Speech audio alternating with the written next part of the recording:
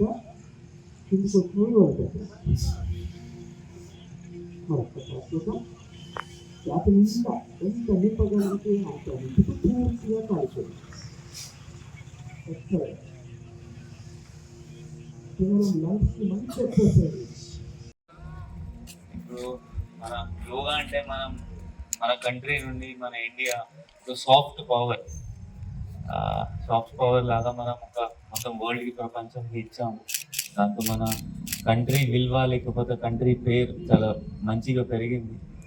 I think 10 years back United nation కూడా ఇది యోగాకి ఒక specific international yoga day select చేసి ఇంటర్నేషనల్ యోగా డే పెట్టడం జరిగింది. దాంతో ఇండియా పవర్ సాఫ్ట్ పవర్ అంటారు.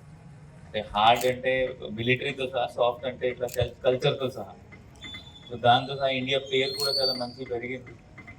ఎట్లయినా చాలా మన దగ్గర కల్చర్ చాలా మంచి ఉన్నాయి. సో యోగా కూడా ఇండియాలో ఒరిజినేట్ అయినాయి. సో యోగాకి చాలా హెల్త్ బెనిఫిట్స్ ఉంటుంది, మెంటల్ బెనిఫిట్ ఉంటుంది.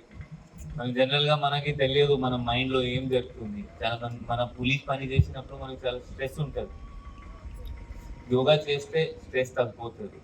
మీకు అప్పుడు అర్థం రాదు అది. అంటే ఈరోజు యోగా చేస్తే మీకు స్ట్రెస్ ఉంది, అట్లే ఉంది, నాకు ఏం లోపల అర్థం రావట్లేదు, ఏం చేంజ్ లేదు.